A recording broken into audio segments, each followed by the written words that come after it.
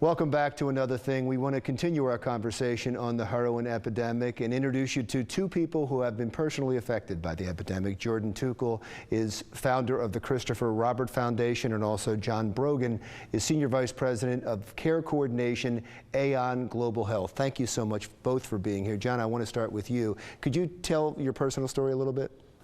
Sure.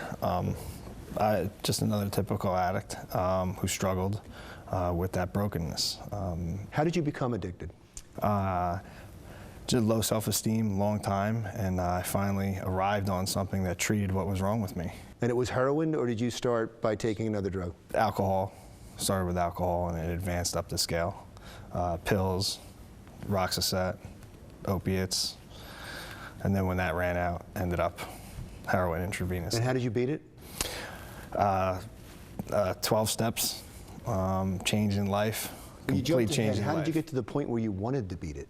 So, I mean, after beaten up and broken, loss of my daughters, loss of my family, like everything else. I'd been Narcan back to life 3 times. I'd overdosed, actually 4, and then tried to hang myself at the end. Ran into some legal trouble, and God kind of intervened in my life, and I ended up getting a break from the courts.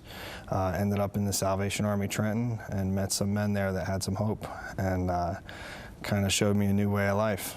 I want to go back to that in a moment, because I want to talk about the way we're treating people that are addicts, the way the court system is. But Jordan, I want to hear your story as well. Me and my high school sweetheart, we had a daughter, and he passed away 3 years ago. And my second daughter, her father also passed away, both of overdoses from heroin. So being in a relationship with someone who is a heroin addict, and I'm sure you were trying to help them. Absolutely. And you couldn't. No.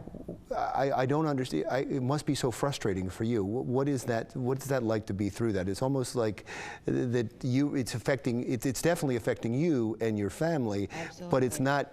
You can't do anything about it.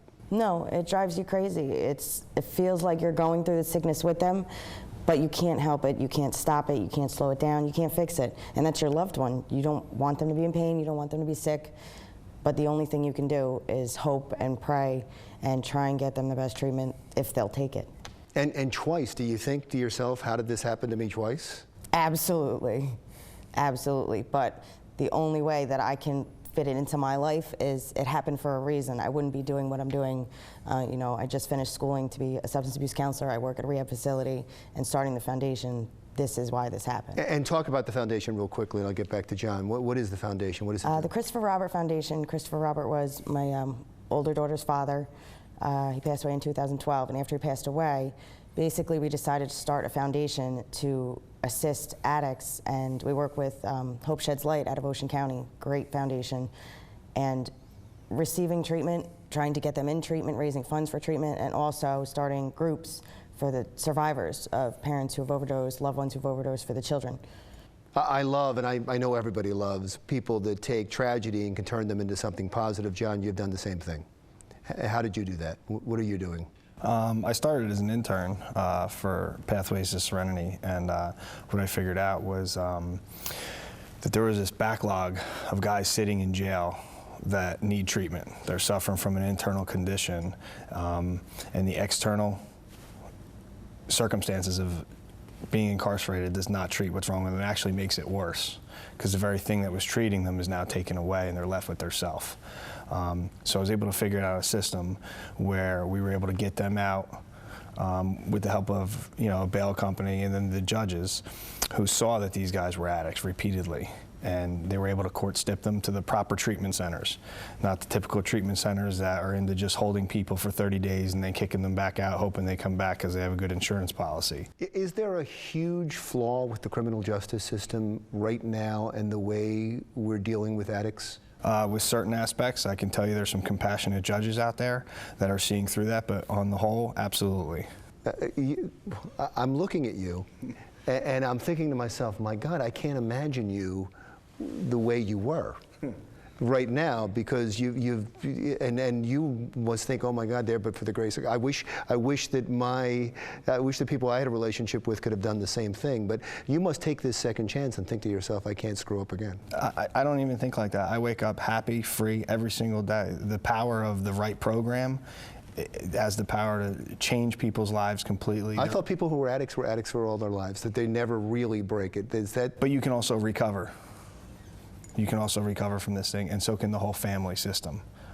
That's a stigma that's been put out there by big business and certain treatment centers, because when people get well, it's bad business for them, or so they think. When you flip that around and look at when you really help people and how that spreads, it's passionate, it's affectionate. There's no words to describe it. And what I'm hearing from both of you is all the things we've learned about how to not only treat addiction, but how to treat addicts has been wrong.